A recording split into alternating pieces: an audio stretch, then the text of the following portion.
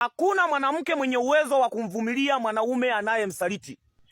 Narudia tena kama hujasikia. Nasema hivi, hakuna mwanamke ambaye ana uwezo wa kumvumilia mwanaume anayemchiti. Ukiona mke wako au mpenzi wako wa kike ameongea, wewe, kwa nini unanichiti? Kwa nini unanifanyia hivi? Kwa nini unanisaliti? Mpaka hatimaye kanyamaza, kakaa kimya, na bado anaendelea kuwa na wewe kwenye mahusiano. Anajua ya kwamba unamchiti, lakini yuko na wewe kwenye mapenzi, kwenye mahusiano au kwenye ndoa.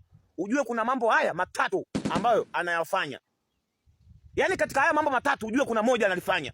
Namba moja, either ameshakuachaga kihisia.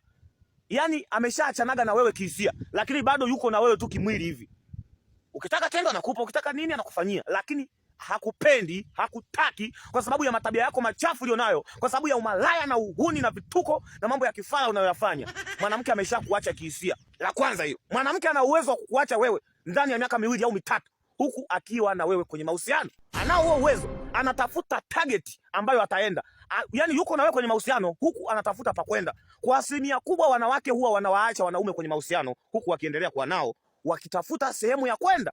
Na siku akiondoka huyo mwanamke hawezi rudi tena, kwa sababu anatafuta mahala sahihi. Kwa hiyo la kwanza hilo. Namba 2, kama anajua kwamba unamchiti na ameongea usikii, huenda na yeye anakuchiti ila wewe haujui.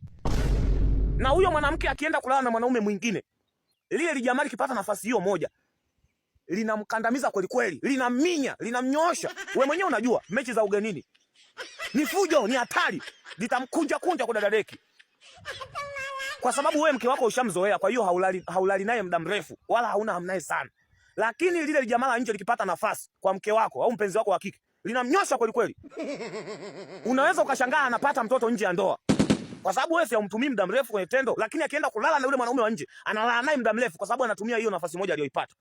Anamnyosha kweli kweli. Unaweza ukashangaa hata unalea mtoto sio wa kwako kwa sababu ya uzinzi wako, ubishi na usaliti unaofanya nje ya ndoa. Kwa hiyo namba 2 hiyo, huenda anakuchiti kimya kimya, ametafuta mtu wake wa siri na wewe hujajua. Namba 3, kama mwanamke unamchiti na anajua lakini hakuachi, ana mpango wa kukuua. Utakufa mwanangu, atakunyosha. Unamchiti yuko kimya, unamfanyia siji nini yuko kimya, atakuua. Anakupikia, anakufulia, shawa zako anabaki nazo, anakumaliza. Mwanamke ambaye unamchiti unamfanyia vitu vya ajabu afu yuko kimya, anakumaliza. Mimi nakwambia atakuua. Tutakukosa mbwa wewe, tutakukosa.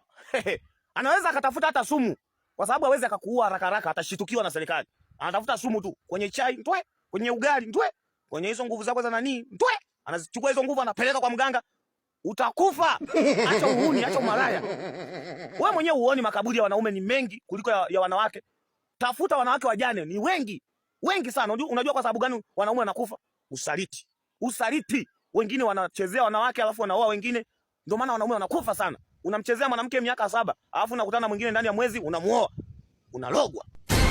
Mtakufa. Jaribu kutafuta wanaume ambao wamefiwa na wake zao, ni wachache, lakini jaribu kutafuta wanawake waliofiwa na waume zao. Ni wengi. Tutakukosa manetu. Acha uhuni. Usaliti unauma. Usaliti unauma sana. Yaani jinsi wewe mke wako anavyokusaliti moyo wako unauma. Na wewe ukimsaliti mke wako, moyo wake unauma hivyo hivyo. Unauma. Hivi mnafikiriaga wanawake wana moyo wa maembe? Takufa sana mara.